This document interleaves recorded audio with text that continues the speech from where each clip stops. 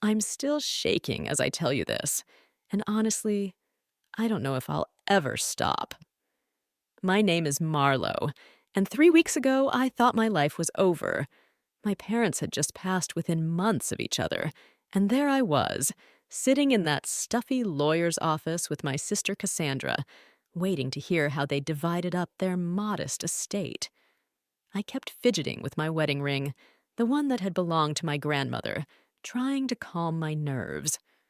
The fluorescent lights buzzed overhead, and I could smell the stale coffee and old leather from the attorney's desk. When Mr. Hendricks cleared his throat and opened the will, my heart started pounding so hard I thought everyone could hear it. To my daughter Cassandra, he read, I leave the sum of $15,000 in cash. I watched my sister's face light up, that familiar, smug smile spreading across her lips. Then came my turn. To my daughter Marlowe, I leave the family property on Willow Creek Road, including the barn and surrounding 3 acres. The silence that followed felt like a punch to the gut. Cassandra actually laughed, this bitter, mocking sound that echoed off the office walls. "A rundown barn?" she said, not even trying to hide her glee. "Mom and Dad gave you literal scraps while I got real money." My cheeks burned with humiliation as she continued, "What are you going to do with some rotting wood and weeds, Marlowe? At least I can actually use what I inherited." I drove out to the property the next morning, my hands gripping the steering wheel so tight my knuckles had gone white. The gravel road crunched under my tires as I pulled up to what was supposed to be my inheritance. My stomach dropped. Cassandra was right. The barn looked like it was ready to collapse at any moment. Paint peeled off the weathered wood in long strips, and half the roof was missing shingles.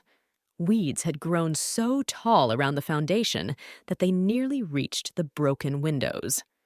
I sat in my car for a full 10 minutes, just staring at this monument to my parents' apparent disappointment in me.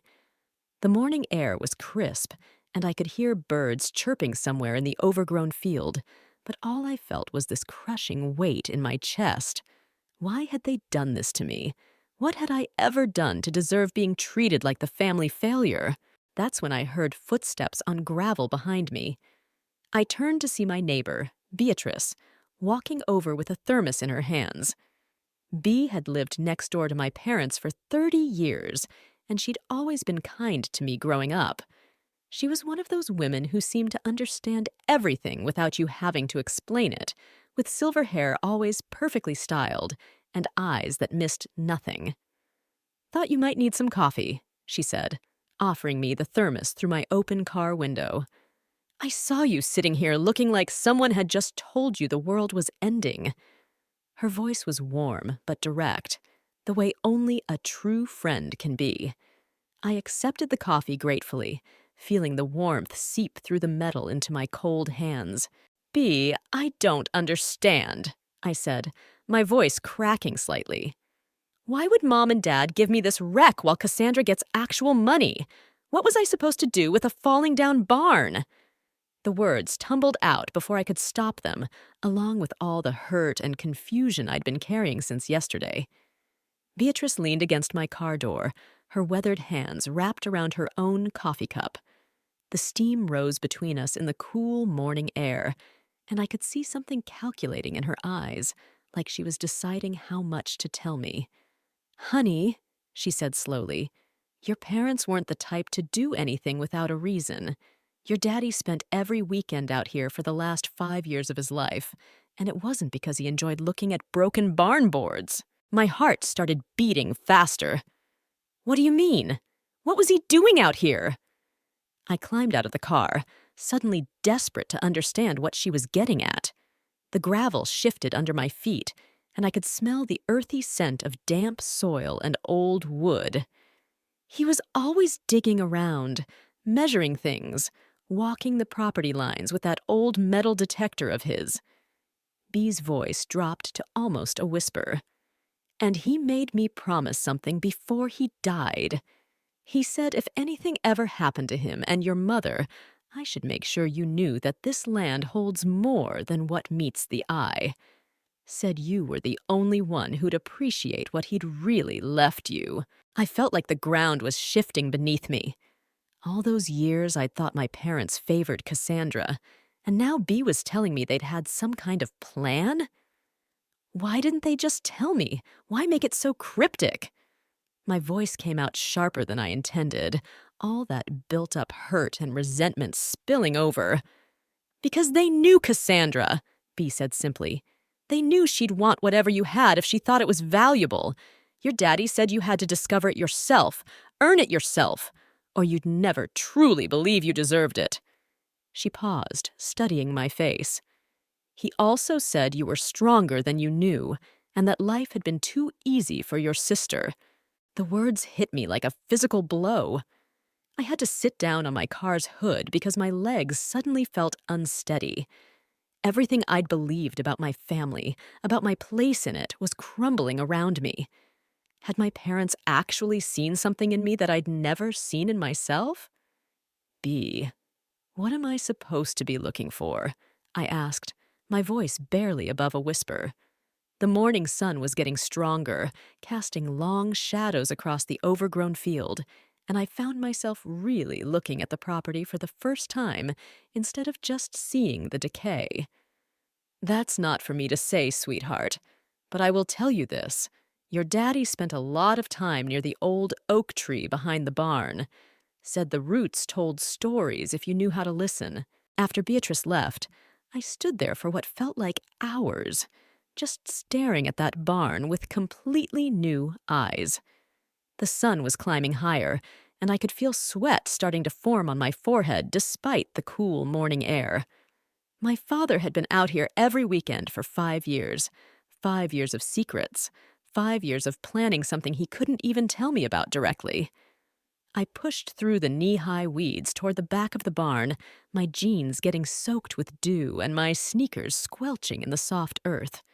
The old oak tree Beatrice mentioned was massive, easily 6 feet across at the base, with gnarled roots that spread out like fingers reaching into the soil.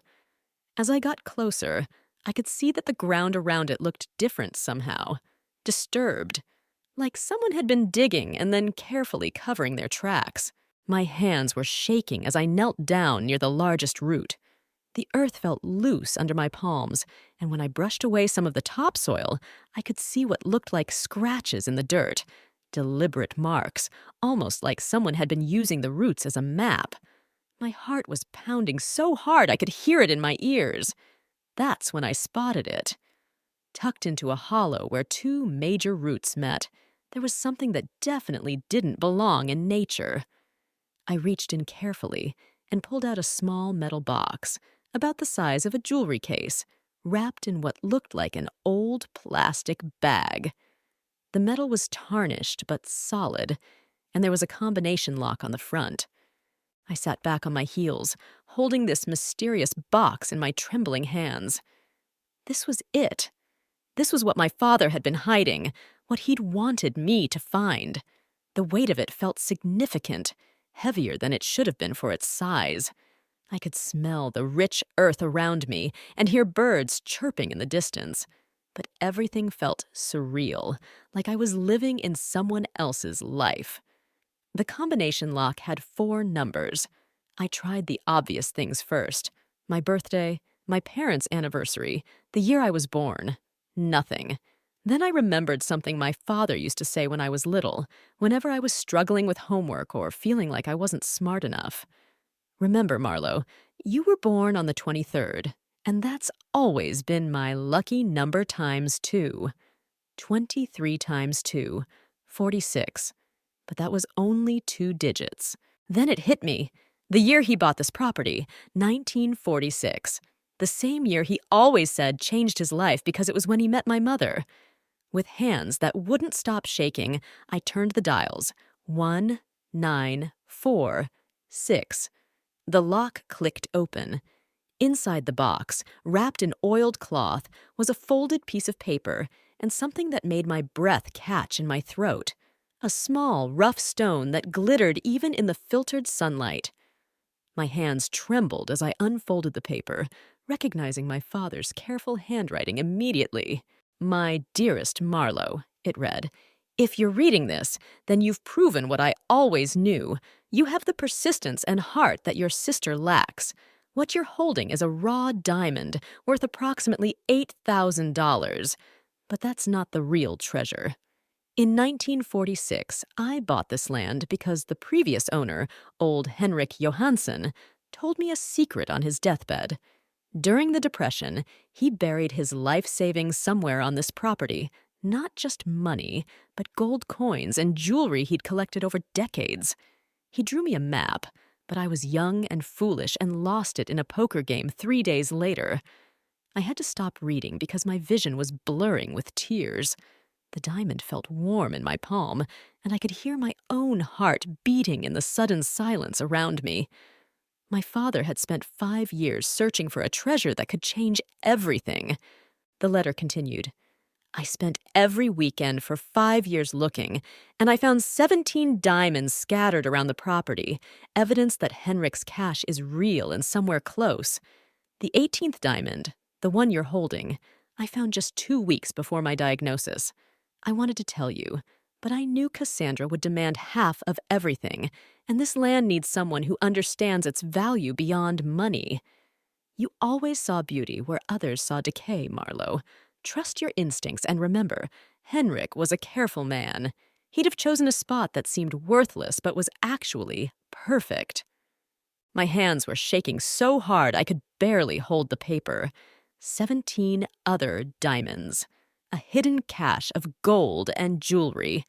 My worthless inheritance was potentially worth hundreds of thousands of dollars, maybe more. All while Cassandra was probably already spending her $15,000 on a vacation or new car. But then reality crashed over me like a wave. I looked around at the vast property, at the endless possibilities of where something could be buried. My father had searched for 5 years with a metal detector and only found scattered diamonds. How was I supposed to find what he couldn't? That's when my phone rang. Cassandra's name flashed on the screen, and my stomach dropped. I'd been out here for hours, and she was probably calling to gloat some more about her inheritance. Having fun playing in the dirt? Her voice dripped with false sweetness when I answered. I drove by and saw your car. Please tell me you're not actually planning to waste money trying to fix up that dump. I clutched the diamond tighter in my fist, my heart racing as I tried to keep my voice steady. Just looking around, seeing what needs to be done, I told Cassandra, hating how defensive I sounded. Every instinct screamed at me to hang up and hide what I'd discovered, but I could hear the suspicion creeping into her voice. You've been there for hours, Marlowe.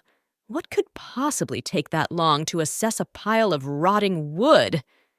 There was that familiar edge to her tone, the one that always made me feel like I was 12 years old again, getting interrogated about why I'd spent my allowance on books instead of makeup. It's a big property, Cass. There's a lot to see. I started walking back toward my car, desperate to get the diamond and letter somewhere safe. The afternoon sun was beating down on my back, and I could feel sweat trickling between my shoulder blades. Well, don't waste too much time on your little hobby farm.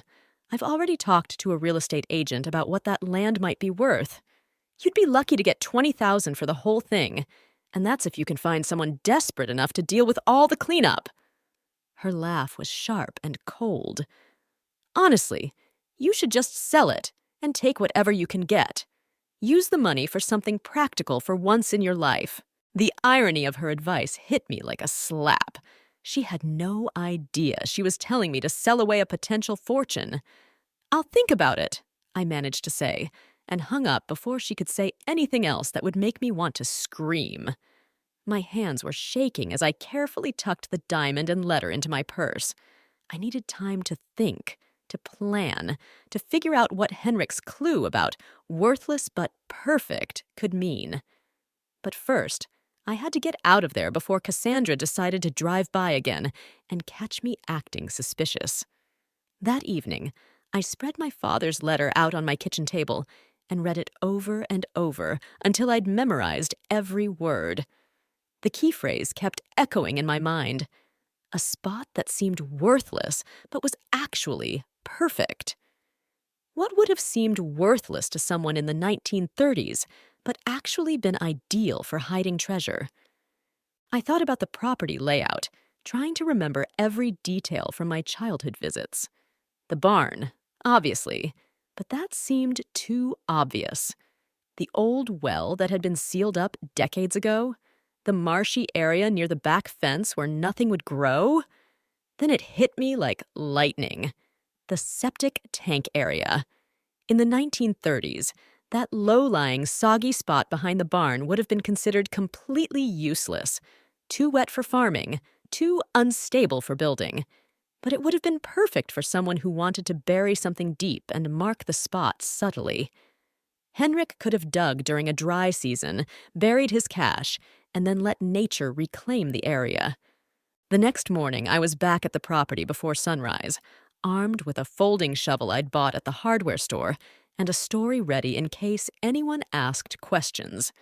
The air was crisp and filled with the scent of dew-soaked earth as I made my way to the marshy area behind the barn.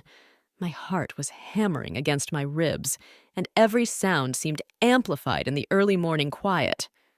The septic tank area was exactly as I remembered, a slightly sunken patch of ground about 20 feet from the barn's back corner, where the grass grew thicker and greener than anywhere else on the property. It made perfect sense now.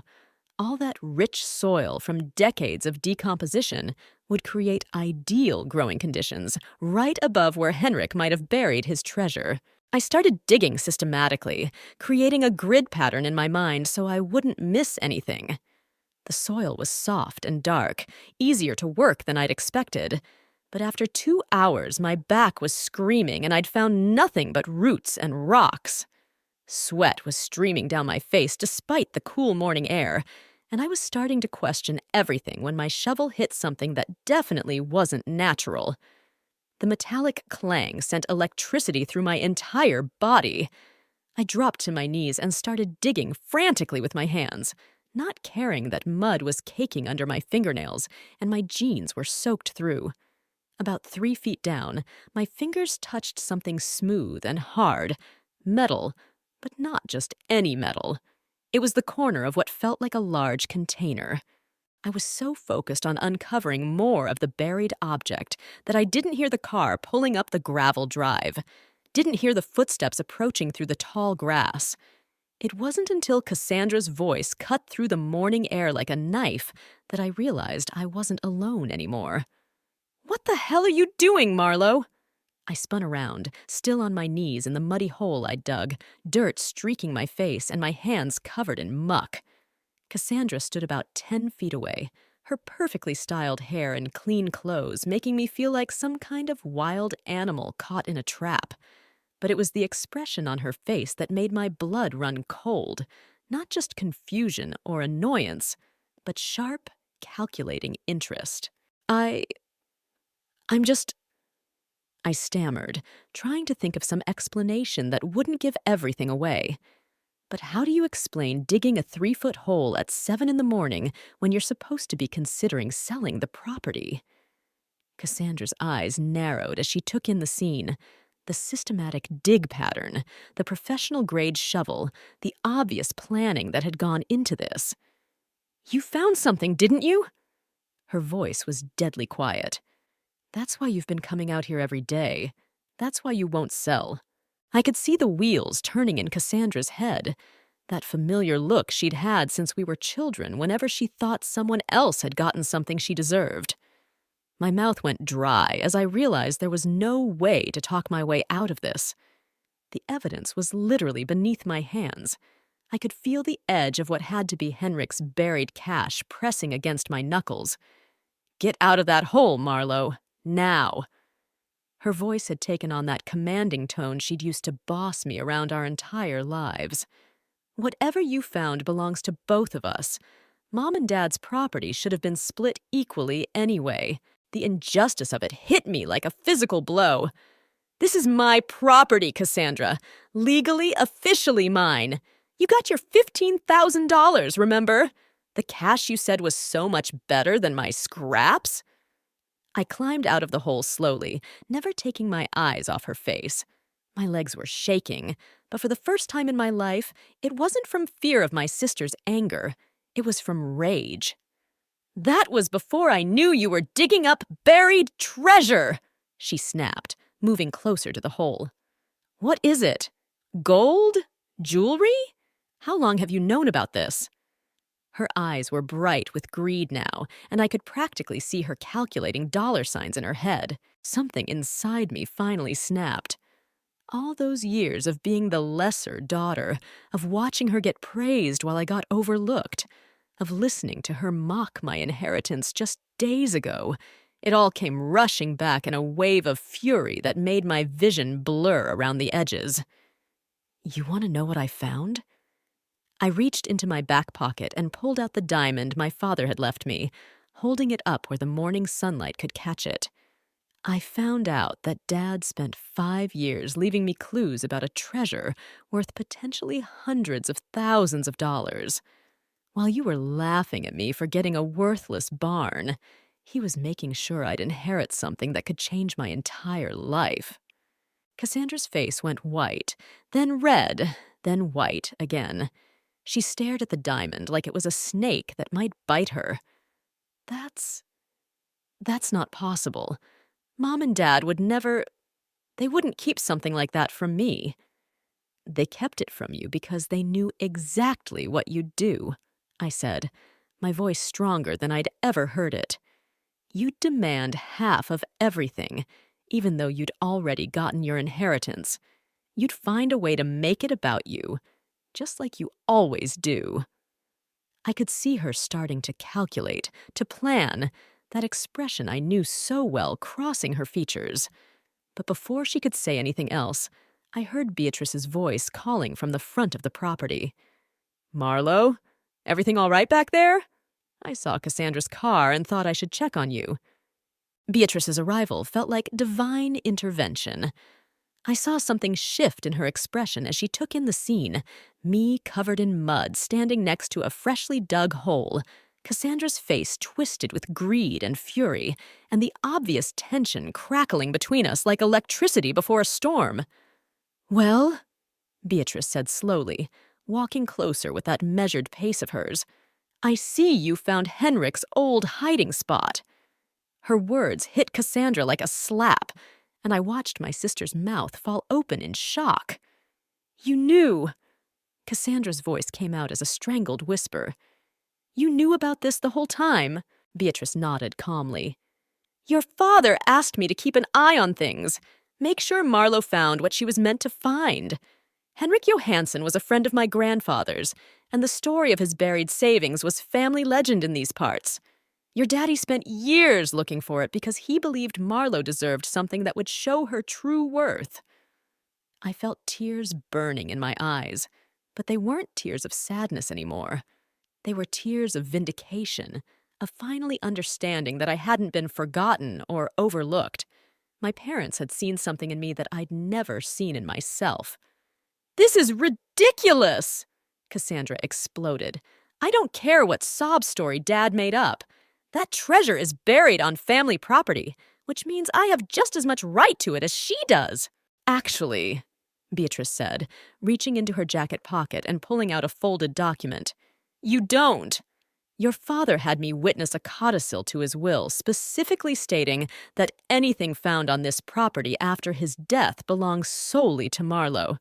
He filed it with the county clerk 2 weeks before he died." The color drained from Cassandra's face as Beatrice handed me the legal document. My hands were shaking as I unfolded it, but there it was in black and white. Legal protection for whatever I might discover, signed and notarized. "You can't be serious," Cassandra breathed, but I could see the fight going out of her as the reality sank in. "This isn't fair. I'm his daughter, too." For the first time in my life, I looked at my sister and felt something other than intimidation or hurt. I felt pity. "You got exactly what you deserved, Cass. You got cash for immediate gratification, just like always. Dad gave me something that required work, faith, and patience. qualities you've never had. With Beatrice's help, it took us another hour to fully excavate Henrik's cache. The metal container was an old ammunition box, military surplus from World War I, sealed with wax and wrapped in oiled canvas. Inside, we found what had to be $50,000 worth of gold coins, vintage jewelry, and more raw diamonds than I could count. But the real treasure was the look on Cassandra's face as she realized that everything she'd mocked me for, my patience, my willingness to see beauty in broken things, my faith in our parents' love, had led me to something worth more than she'd ever dreamed possible. 6 months later, I'm standing in the kitchen of my completely renovated farmhouse, watching the sunrise through windows that actually let light in instead of filtering it through decades of grime. The transformation has been incredible, not just of the property, but of myself. The treasure turned out to be worth over $300,000 after professional appraisal, enough to restore the barn, build my dream home, and still have a substantial nest egg for the future. But the real change happened the day I looked Cassandra in the eye and refused to apologize for my good fortune. She tried everything: tears, guilt trips, threats to contest the will, even bringing our extended family into it. None of it worked. For the first time in my life, I stood my ground completely. The last time she called, about 3 months ago, her tone was different. Defeated. She'd blown through most of her $15,000 on a cruise and shopping sprees, just like I'd predicted. Meanwhile, local newspapers had picked up the story of Henrik's treasure, and suddenly I was the woman who'd solved a 90-year-old mystery. The attention was overwhelming at first, but it helped me realize something important. I was never the family failure. I was just different from what Cassandra valued. Beatrice stops by every morning for coffee now, and she's become the mother figure I never really had. She told me last week that my father had confided in her before he died, worried that he'd waited too long to show me how much faith he'd always had in my character. "He said you were the only one who ever looked at broken things and saw their potential," she'd said, squeezing my hand. "Just like you did with yourself." The property is beautiful now. I've kept the original barn structure but reinforced it, turning it into an art studio where I've started painting again for the first time since college. The land around Henrik's old cache site has become a memorial garden where I grow vegetables and flowers. Sometimes I sit there in the evenings and think about how a man I never met ended up changing my entire life just by believing his story was worth preserving. Cassandra and I don't speak anymore, and honestly, I'm at peace with that. She made her choice when she decided my inheritance was somehow hers to claim. I made mine when I finally stopped apologizing for taking up space in my own life. The most surprising thing is how many people have reached out since the story went public. Other women who felt overlooked by their families, who'd been made to feel like their dreams were less important than someone else's immediate wants. I've started using some of the treasure money to fund a small foundation that helps women over 50 pursue education and start businesses. Henrik's savings from the Depression are now helping people build new futures. Sometimes I wonder what would have happened if I'd sold the property like Cassandra suggested. If I'd taken that $20,000 and walked away. I'd still be the sister who got scraps, still be apologizing for existing, still be letting other people decide my worth. Now tell me, what would you do if you were in my place? Don't forget to subscribe to this channel and comment where you're watching from.